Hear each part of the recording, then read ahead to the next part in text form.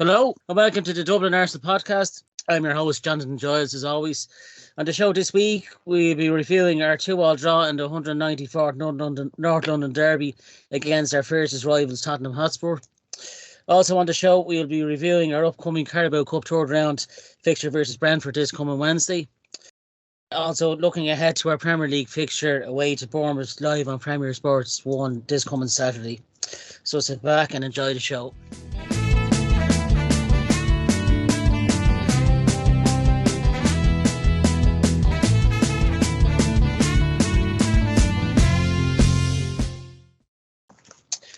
Show this week, I'm joined by my regular guests and Arsenal season ticket holders for as long as they can remember. They haven't aged today, as you can see. John Media, welcome back, John. How are you? Good to be back, Johnny. He hasn't aged today since Thursday, and he's come back looking fresh from the North London derby yesterday, so it's all good. I'm also joined by my regular at this stage. He took a mini sabbatical there for a couple of weeks through the stress of it all. Eamonn Donnelly, how are you, pal? Evening, Jonathan there. Watching opportunity there. Here we go in clap on there. Coming on Carnation Street. Canon Deirdre, we're having a hot pot there. Betty's hot pot in the Rovers return there. I'm all right. I'm not the better for yesterday. I found it very strange. Which we can talk about that. But look, we're still vertical. That's the main thing on the Monday after the North London derby, particularly in John's case, if you happen to be at it. The fact that you're vertical, John, is always very welcome. You know. Yeah, he's looking fresh, I have to say. Yeah. He normally never looks this fresh, but I have to say he looks really well, and it's great to have you both on that. So your calming allure, John. Your calming allure was missed in the supporters club yesterday. There's a lot of people just losing the head, you know, like Jesus, you know. But look, we can talk about that. Yeah, and there'll be plenty discussed from the 194th North London derby. Of course, we'll dig into that straight away. It was 2-2, of course. Goals from ourselves, a Romero OG from Bukayo Saka's shot, and then Saka scored early in the second half through a penalty. Again, San scored twice for them. It was a fairly eventful game, and it was as always the North London derby, another one memorable match to remember, you know, in different ways, I suppose. A few notes for myself, lads, before I come to you. It was David Ray's third match in a row. I thought he looked very well. He was very safe and controlled from crosses. I thought it'd be kind of tough for Ramsey to come back in. The save from Brennan Johnson was just incredible.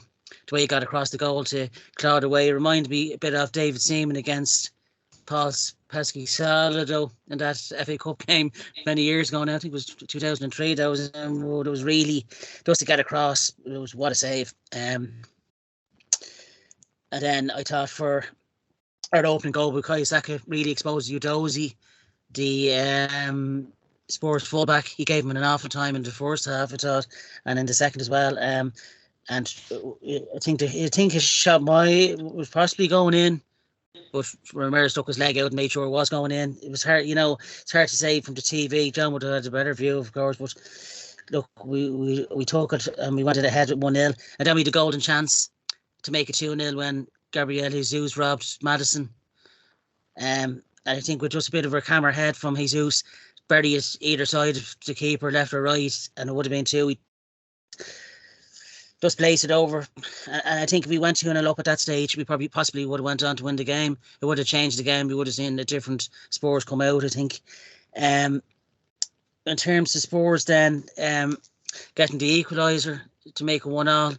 I thought Ray, I don't know whether you will agree with this, but I thought he should have probably palmed it over the crossbar instead of palming it back into play. But he saved well from Son initially, and then when they worked it back out to Maddison, he had no really chance. It was a good tap in from Son, and in fairness, Ray didn't really put a foot wrong really much in the game, so I can't really blame him for the 2 goals he conceded. I thought it was a clear handball by Romero for the penalty. And the way VAR is going now, once the referee goes over to that screen, it was going to always be given, I think. And I think, in my opinion, it was a penalty. And I thought Saka's nerves, his way he takes penalties now, he's just so confident going up to them, and he took it really well. I don't agree with this. I was listening to 5 Live last night, that 606 program they have with Sutton and Savage, 2 idiots in my opinion, but anyway, saying that we over-celebrated the penalty. I think in a North London derby you have to celebrate a goal.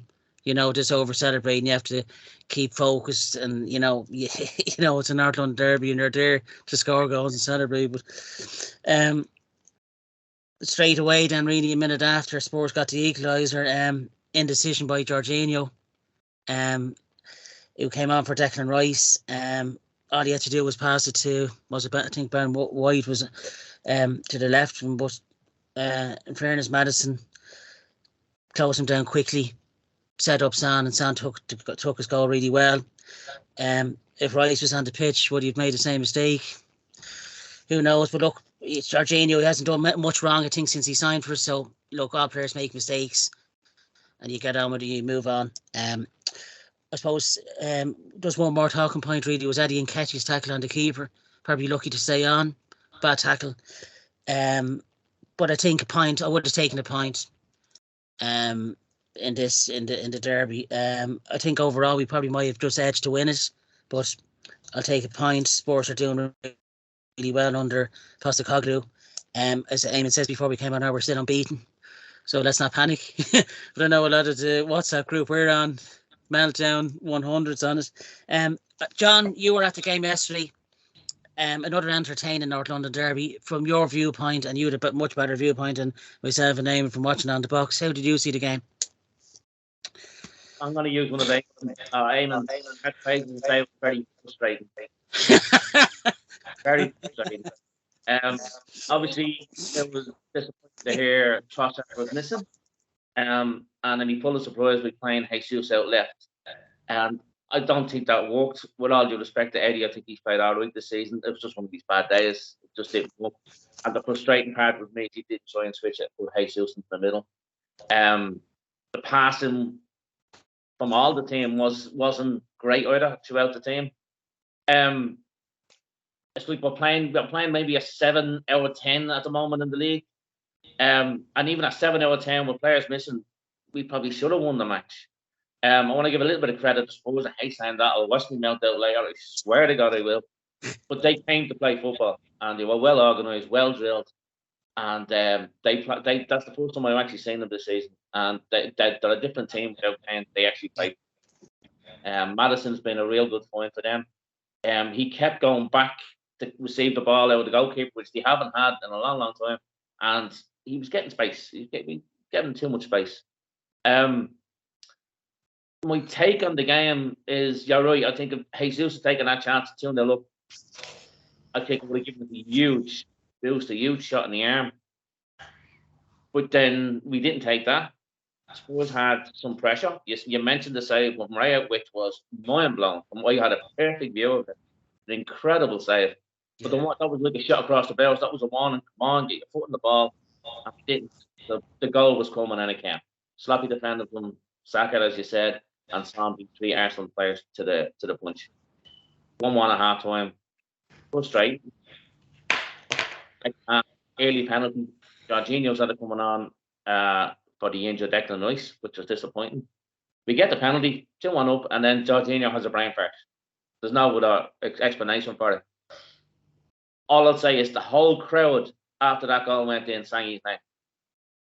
Everybody, they really got behind him. Right, you made a mistake. You're on the pitch. We're still with you. We're still behind you, and that is fantastic to see. A couple of years ago, he'd have been slaughtered.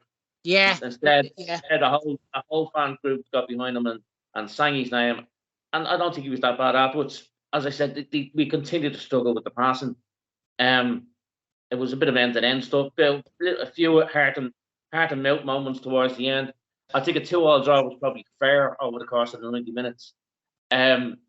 if I'm going to be critical of anybody, I think it's Arteta, because I really think Jesus needed to play in the middle.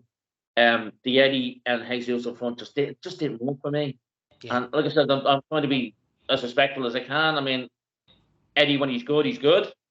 Today was one of his bad games, and I just think we needed something a little bit better in a centre forward.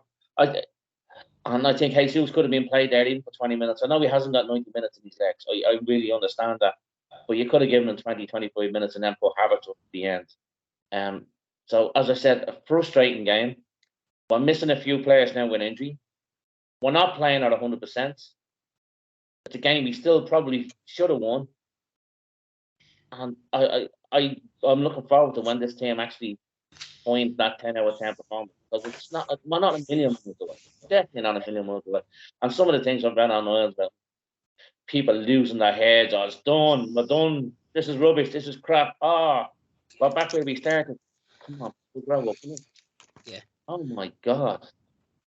It's the bar that we set from last season, and we I know you have high expectations. I know the bar's been set high.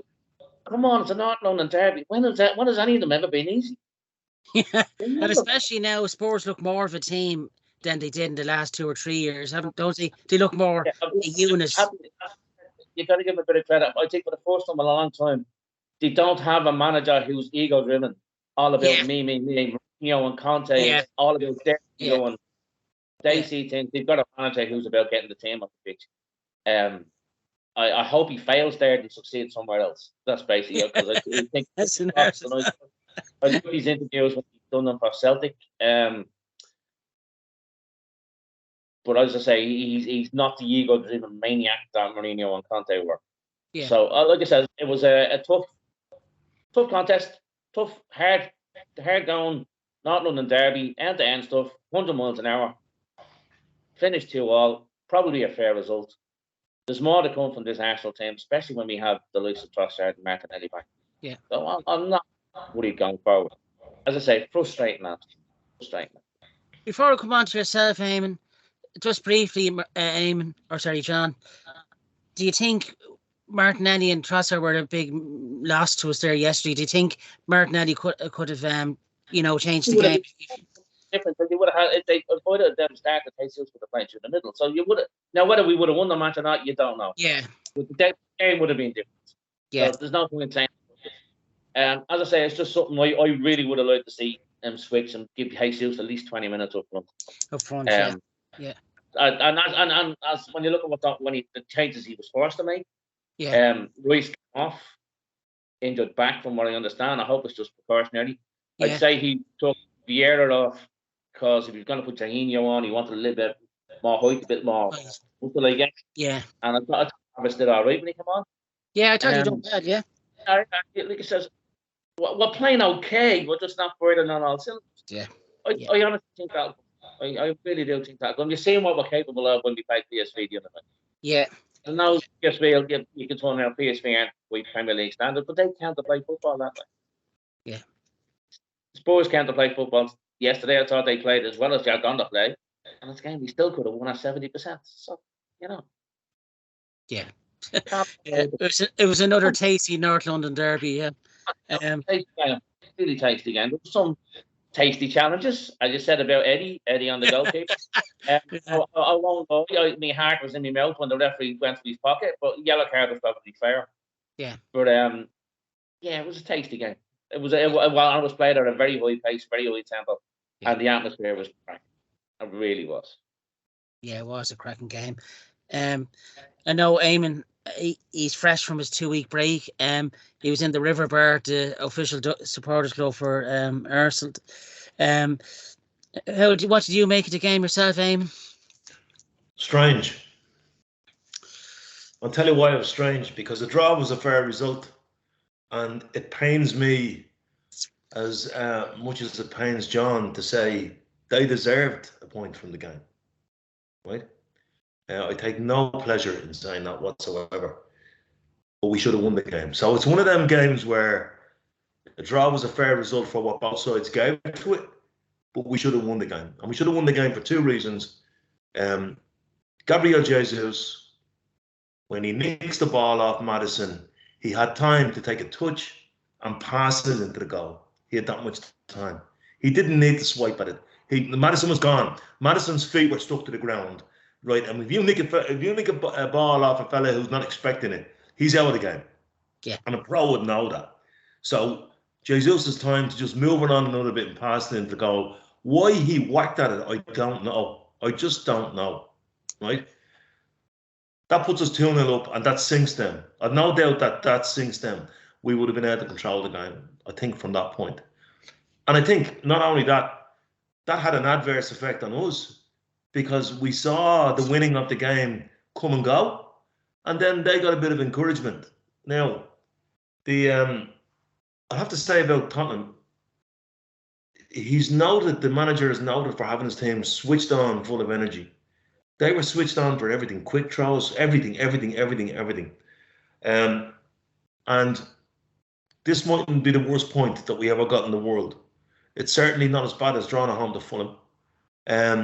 Tottenham will trouble the very best of teams. They remind me slightly of where we were kind of a couple of years ago when Arteta was getting his own team together, and there was an energy when we had that transfer window where we got Ben in and we got Aaron in and all this. They're kind of like that. They will cause a lot of teams a lot of trouble. How they'll sustain that, I probably don't think so. I think they'll run out of squad because it's very high end and high energy. And I don't want anybody listening to the show to think I'm becoming anything other than merciless, because I still despise them. But, you've got to look at the game objectively. That's what we're on this show to do. And they were good yesterday, but they will give a lot of teams a lot of trouble.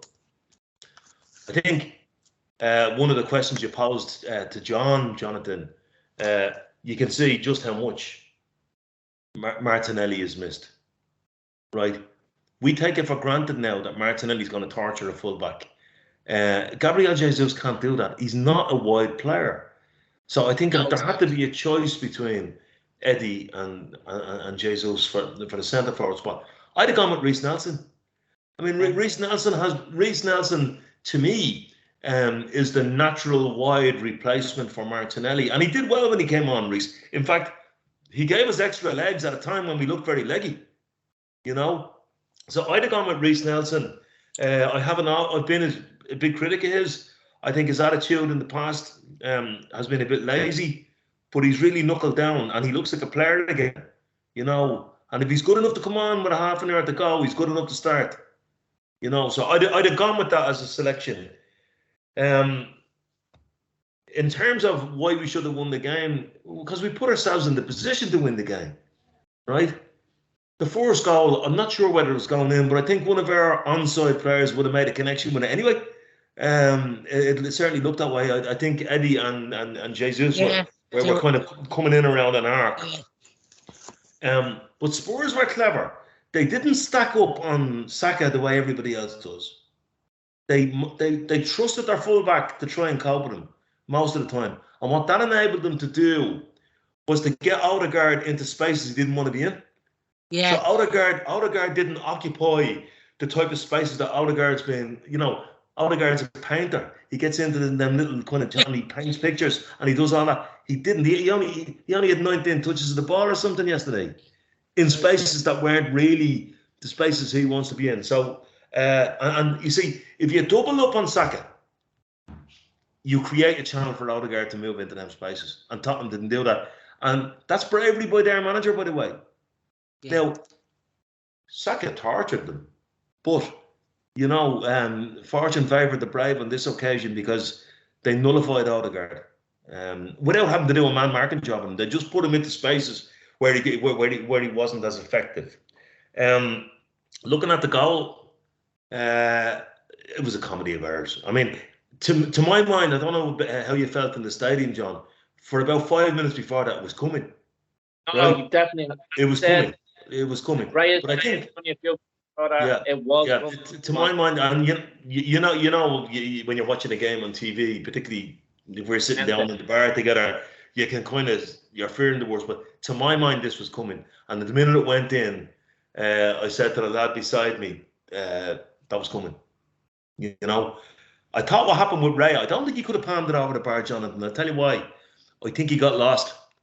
I think the way he positioned himself, he got his body into the wrong position. Therefore, if he makes a backward move on that ball, he doesn't know where his goal is, right? Yeah. So he had to kind of go around at it. But even after that, he made the save. Then there was a shank that, you know, that if I was playing golf, I wouldn't even manage to be that bad. And I am bad, trust me, right? And then Declan's header was poor. Now, maybe his back was on him and all of that type of stuff. Yeah. But his header was, you know, it wasn't into safety. Then we talk about being switched on, switched off. Bukayo Saka then on Maddison gets his body in the wrong position. His body shape is wrong. Yeah. And he's not an arrogant boy. He's a very humble boy. But I thought there was a smack of, you won't do me here about that. And Maddison just went. The one place Maddison didn't need to get to from our point of view was down to that touch. The way all the bodies were configured in the box. You've got to push him back on his right foot. Let him cross it into a crowd. We'll deal with that. But don't let him get to the byline. And I thought it was, and I think he knew that himself, you know. The other thing is, like, we have to stop conceding goals at home. We're conceding goals at home from half the attacks launched at us. Like, we look much more solid away from home. But we're just conceding. And it's been happening, you know, the latter end of last season. It hasn't just happened this season. So, look, we looked a bit, actually, after they scored, we looked a bit leggy. And I thought Jorginho showed tremendous character. In fact, he was probably our most accurate passer in the last 10, 15 minutes when we were trying to break them down. They went for us, but then they then kind of retreated. Just in terms of a few of the controversial incidents, Bukayo Saka was kicked off the park again, and I'm getting bloody sick of it now. I am getting absolutely sick of it, right? If you want to talk about yellow cards, the one through the back of Gabriel Jesus was shocking, absolutely shocking, right? The other one, the Nketiah tackle, was nothing. Okay, he launched himself in, but he didn't put his boot near it. Sure, he was in danger of doing himself a testicle injury because of the way he went in. He took his legs away from the ball. So there was nothing in that. I think he probably got he probably got the yellow because of how quickly he went in. But he never went in to hurt the player. And if that had been a red card, VAR would have overturned that. How VAR took so long to, I mean, if Jack McCaffrey made a block down like that in an All-Ireland final, they'd be saying, what a block. I mean, it's not a... And that Gary Neville, I am getting sick of that twit, right? Oh, it's harsh. How is it harsh? First of all, his hand is out. Yeah. Right? Second of all, he moves his hand towards the ball. He was like Magic Johnson, you know? Like, harsh me arse. And one last point I'd make, just on over celebrating the goal. Yeah, there might be a sniff in that.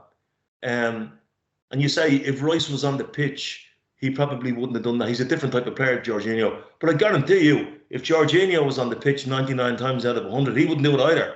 He just got caught, you know. In your opinion, sorry, Eamon, in your opinion, should Jorginho should he have got rid of it quicker, or do you think he took too much? Do you think he trusted himself? He trusted himself, but I don't think. Looking at it, I don't know what went through the lad's mind. Looking at it, in my mind, I don't think he thought Maddison was coming as quickly as he was, and he tried to sort his feet out, thinking he'd time to do that, and he didn't have time.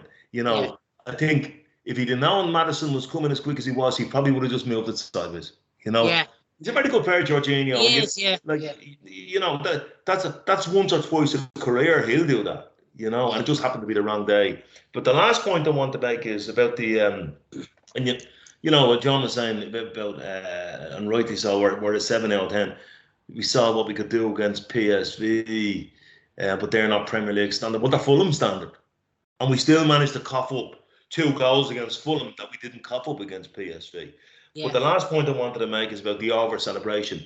That's just, you know, these idiots who need to just It reminds me of a podcast. They want to just keep talking for the sake of it, and make all this controversy. Let me tell you something. Are you telling me that, what's his name, Young Ming Song or whatever his name is? Are you telling me he didn't over-celebrate? I mean, he was told that, do you know what? See that guy? I would love to shove his head up a joint cornetto and drill a metal flake down from the other side into it, right? I'm telling you now. He's beginning to piss me off royally now. He's a bit of a mouthpiece, that fella. So hopefully we can quieten him down later. So look, it's not all doom and gloom. To listen to some of the people in the club yesterday, my God, you think, like the one thing about the River Bar is it's close enough to the Samaritans,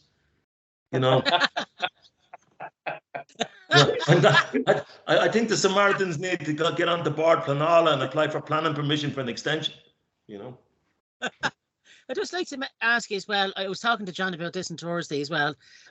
There was a good debate actually on the phone show last night. I was listening to after. They were asking Arsenal fans on who would you prefer if there was a chance, who would they prefer to be in goal? And this was at 3 out of 4 Arsenal fans picked David Raya. How do you see? How have you felt about his 3 performances so far, Eamonn? I know he's only 3 games into his Arsenal career, but he's the goalkeeper we wanted. Yeah, he was the goalkeeper we wanted to sign before Ramsdale. Would you pick him over Ramsdale? Ramsdale, look at it. There was a goalkeeper there we wanted to sign. We couldn't sign him. We got another option who happened to be very good for us, and then the keeper we wanted became available. Right? And now they're battling it out like any other player. I think apart from him getting lost under the ball for the first goal, and in fairness, he improvised and he got away and made his save. It should have been dealt with after that. I'm not so sure that he looks any better with the ball at his feet than Ramsdale. But I think he's very solid. He's good, Look, I wouldn't have an issue with either of those lads being in goal, to be honest with you. I think we're well stocked there. They're both good goalkeepers, Yeah. I thought it was a good performance to have. He stepped in like in such a high intensity game like the Spurs game. There's so much pressure from fans. It's just the whole atmosphere of the day. I thought he's done really well in his 3 performances. Yeah, but look, I know Ramsdale applauded him for the save he made against Johnson. I think Ramsdale's that type of person. He's not bitter. I think he does actually genuinely get on with. It's just a competition for him. That save, Jonathan. Sorry for cutting across you. That save wasn't just about the diving. It was about the speed of his feet, the agility, the speed of his feet to get. I mean, he knows the ball is going there, but to actually take, I counted 5 or 6 steps before he launched himself. You don't normally have time to do that. Was the speed of his feet, Yeah. Speed, and such a strong hand. Yeah. It was one of those ones that with the naked eye in real time, you thought he's never getting there. Yeah.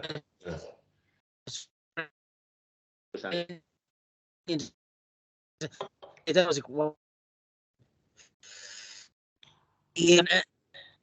across the goal. It's just incredible.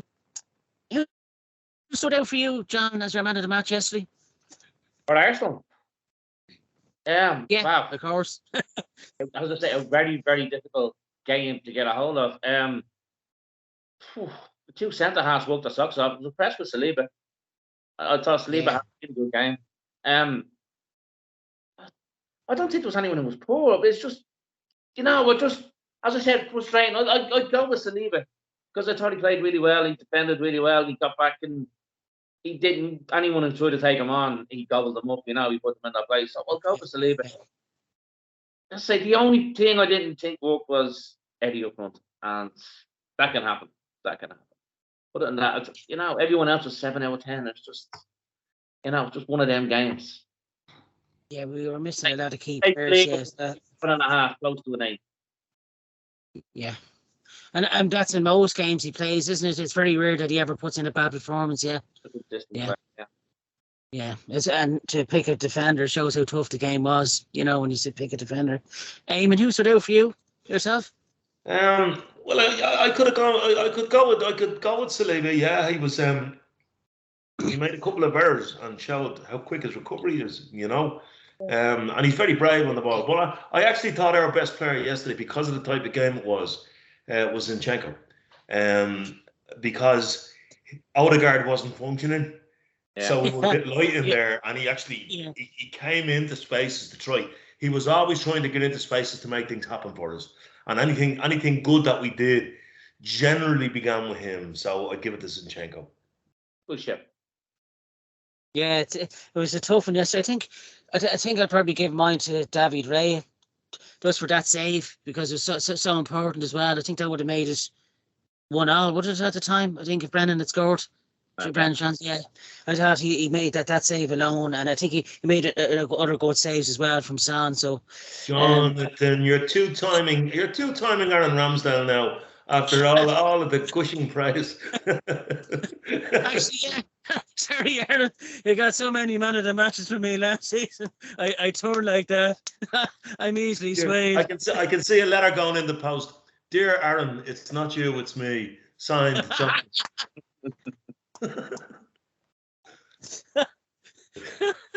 Sorry seems to be the hardest word. Yeah, no, yeah. Look, it was a great. I have to say, it was a great watch though. Another entertaining 2-2 draw. Like, there hasn't been many games where there has been dull under Arteta. You know, in really good games since he's taken over. So, yeah. Look, we're still unbeaten after 5 games.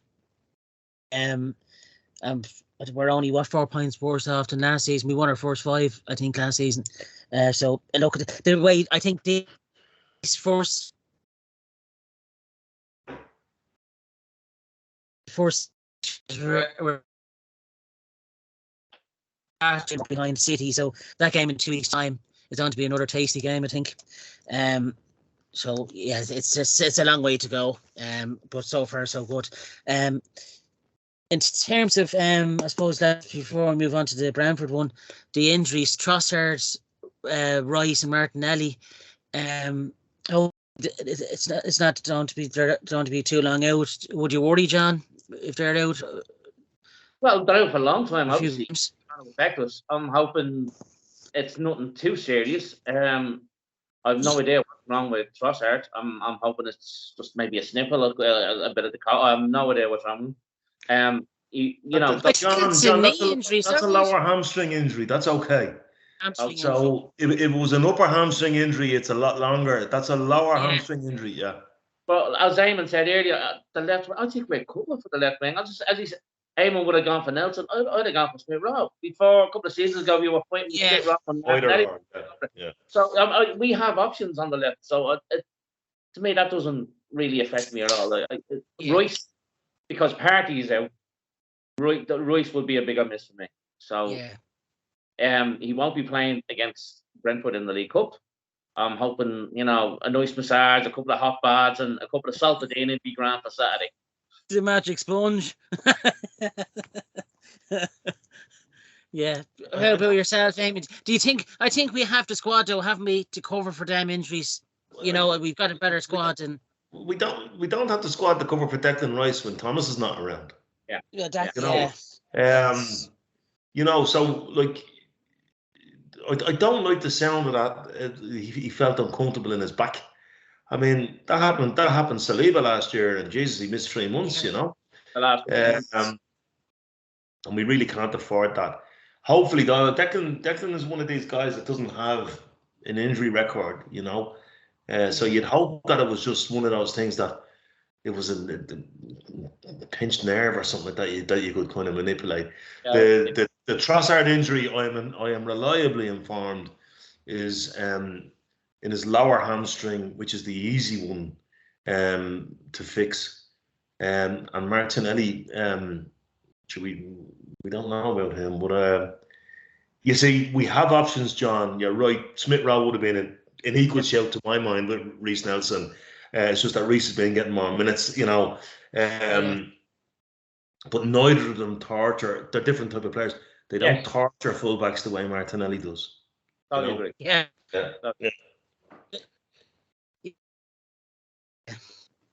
Yeah, it's just unfortunate we're early into the season and it's going to be a lot of more games than last year for us. But I think there's the replacements there for the medium term and the short or medium term and so fingers crossed the magical thing can work their wonders. We move on to Wednesday's game, third round of the Carabao Cup against Brentford away. You'd assume that we put out a few players that don't get a look in the first team in the Premier League and Champions League. John, going to do away games to Brentford over the last couple of seasons, it's a tough ground to go to. Thomas Frank sets his team up well, but it's hard to call these League Cup games, isn't it? Because you don't know what team's going to be put out. How do you see the game going yourself? He has to rotate. As you said, players who are on the just Tommy Asu will play, Jorginho will start. I expect Smith Rowe to start. You know, these players who are on the fringes and just, getting the odd minute, they have to start. You have to get games. You have to get 90 minutes into the page. Ramsdale will be back. I'm 100% certain he'll start that match. You have to rotate. There's no option about it because we've got another league game on Saturday, another Champions League game. You cannot play the same players week in, week out, game after game. You've got to rotate, and that's the whole point. We've been talking about it all summer. You have to have a squad, and if you're going to have a squad, you got to get them down to it. Plain and simple. Yeah. So I expect a lot of changes. Yeah. Would you like us to see us progress in the competition, or would you like what Yeah. Always. Doesn't matter what team you put out. I want to see us progress. That's a stupid question. Yeah. John is a hidden Arteta out fan, by the way. Yeah, it's mad. It's know about it. It's 31 years since we last won the League Cup. I was over Sheffield Wednesday in '93. Eamonn, can you see a number of changes as well, as John said? French players getting it. I'm not Pythagoras, but 1993 is 30 years ago. Not 31. I said that 30 years. I said that. The hypotenuse is some of the squares of the other things. This is Eamonn's last appearance on the show. This is what the derby does to you, John. You know. Do you know what? During the Wenger years, I used to love these games because you got to look at guys that you didn't really. You wanted to see what was Fran Merida look like, what was Carlos Vela like, and they gave us a lot of exciting games. Actually, Wenger went to a number of semi-finals with a Subbuteo team. The only little young fellas. This time we have a squad that we can put out a team capable of winning that game. And you know what? Because we're in the Champions League, you get a free pass in the first round. You win a couple of games, all of a sudden you have a quarter-final, semi-final to think about. It didn't stop Man City. No. And I just think that, if we're going to build a bit of a dynasty at the Arsenal, which is what the plan is, a couple of trophies along the way isn't a bad way to kind of nail that down. It didn't do Chelsea any harm under that fuckwit, and it didn't do Liverpool any harm either. Yeah. So I think what you'd probably see there is we'll put out a team capable of winning the game because we've got a good squad. Not just to give these guys, here's the sympathy vote as a Carabao Cup. And I think if we got through that round, you'd then be looking to let's try and avoid Man City away or whatever for a while, and let's see how far we take us. So I'm looking forward to the game, So I think we can win it. In fact, I think, if anything, in one sense, Brentford might look at it and say, well, there's a competition we can go far in. Let's get across it. But I think a team like Brentford, who are now well established in the top flight, they're only ever a few injuries away from losing a few games and being sucked into something. I think the Premier League is their currency. So I think they'll weaken their team as well, I think the loss of Rico Henry through a long-term injury and Ivan Toney will hurt him as the season goes, Yes, on their own right, they have a good team. And it's away from home as well. Yeah, good game. Sadly, it's not on the telly, I don't think so. Be one of those links to catch it on. We move on to the weekend's Premier League action.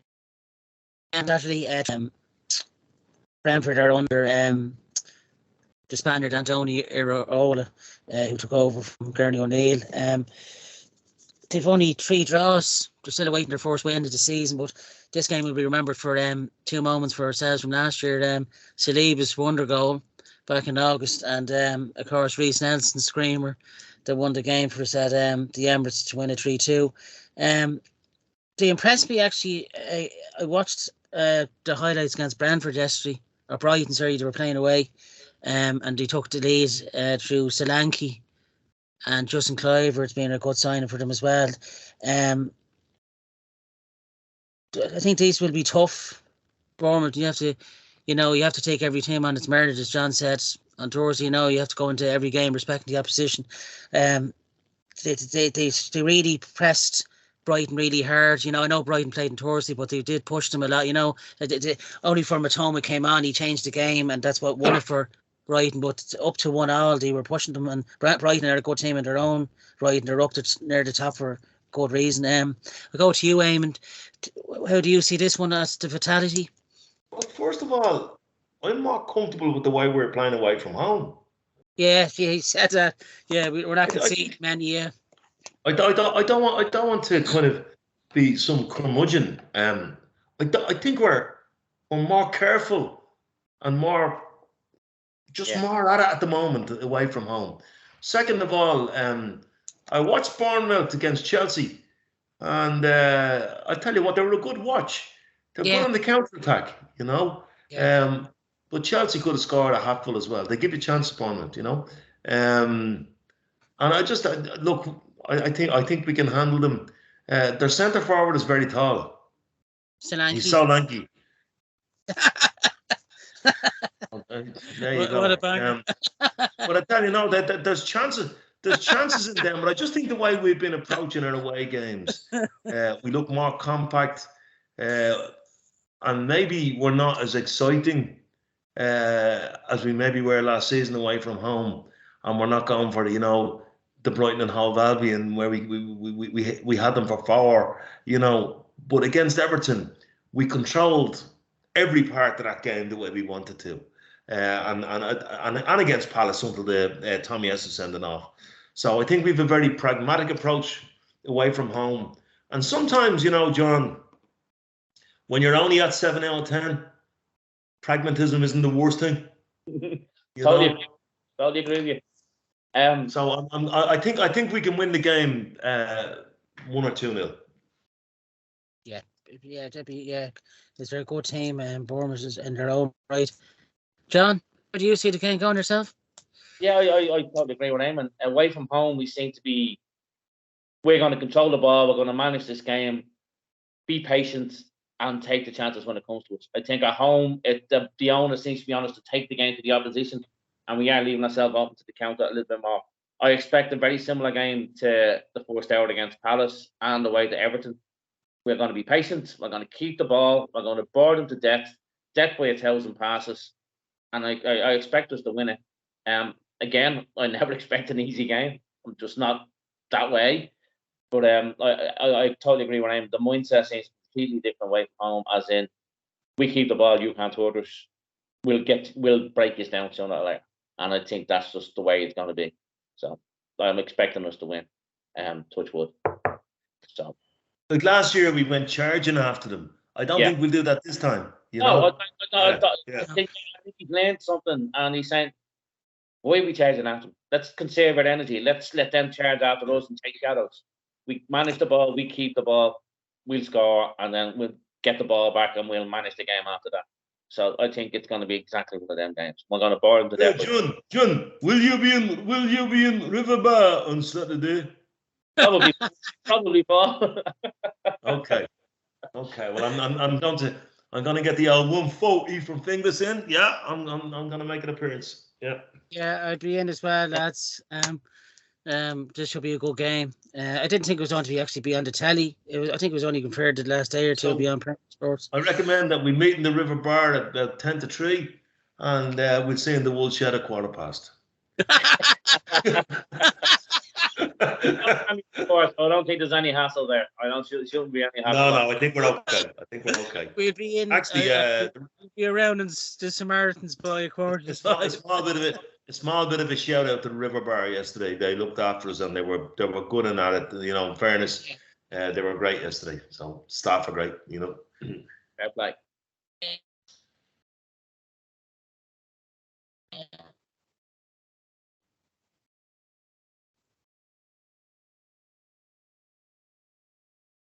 Where's John? He finally found a way of shutting him up. Some crowd there. No, he's back. He's moving. I see him. Yeah, thanks to everyone in the River Bar there to do, this is St. John's for the season.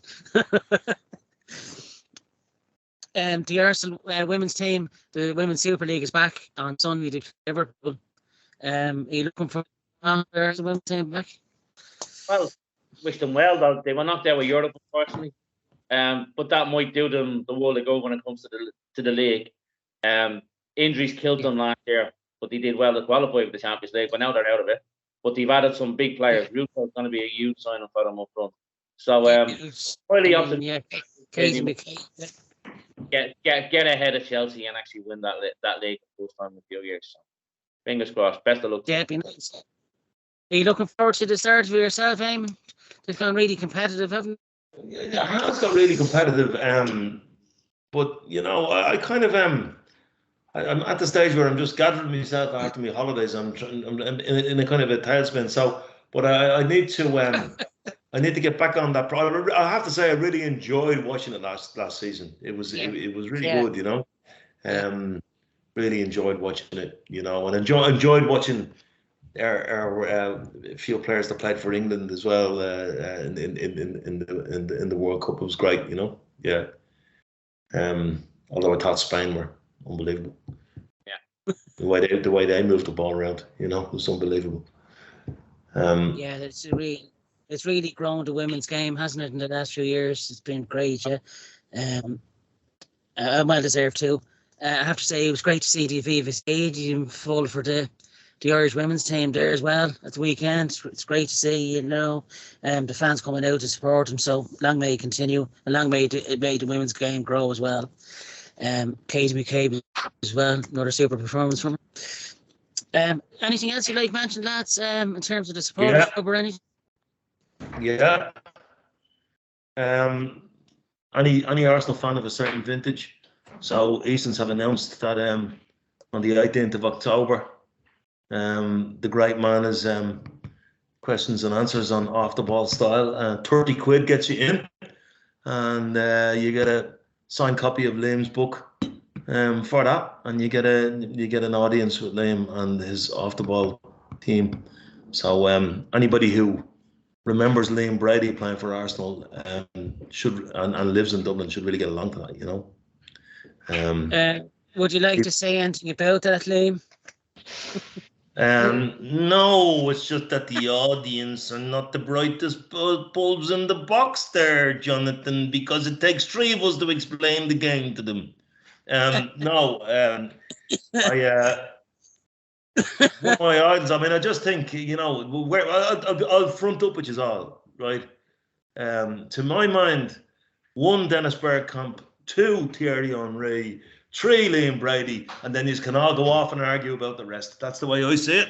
No, yeah. I can't actually disagree. Yeah. I really. He was that good. I mean, people that don't actually remember him playing, they just see clips of him on YouTube. But even if you do that, you can see how suave he was and the swagger he had and his appreciation of space, and he was just a proper player and gooner to the core, So I got my ticket today anyway, folks. I'm off to the Mansion House to see Liam and his book signing on the 18th of October, Yeah, the documentary that RTE done on him, he really well loved by Italian fans, isn't he? He really is well loved there, yeah. That's because I was in Italy, Jonathan. What a man. We're hoping to have him on the podcast soon. He's looking for a $3,000 fee, but yeah, I think we're up to about €6 on the kitty. Yes, it's anything else you like mention, John, yourself, or yeah?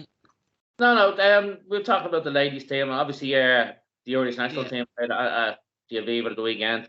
Over 35,000, I think it's ended. Yeah, nearly full house. He was invited to the stadium to collect our 50th cap, along with a lot of our teammates from back in the day. So congratulations on that. Congratulations to the Irish ladies team for getting that in the crowd at the Aviva Stadium, and best of luck for the Arsenal ladies going forward. So I just wanted to say that. Beautifully said. It's been another busy show, lads. Enjoyable one again.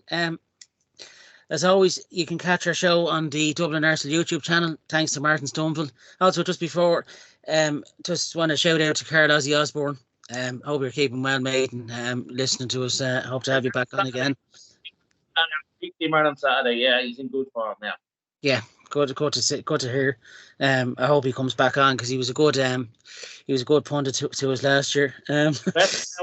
You stressed him out. Look, he got his P45 sooner than he thought. I just want to say one thing about Martin Stumble, our genius producer. There I was in Nerca. I came down for my breakfast on the day before I transferred to Torremolinos. And he was sitting at the breakfast table on his Stumble. Now, just a message to you, Martin. All inclusive doesn't mean you have to eat it all at breakfast. You know.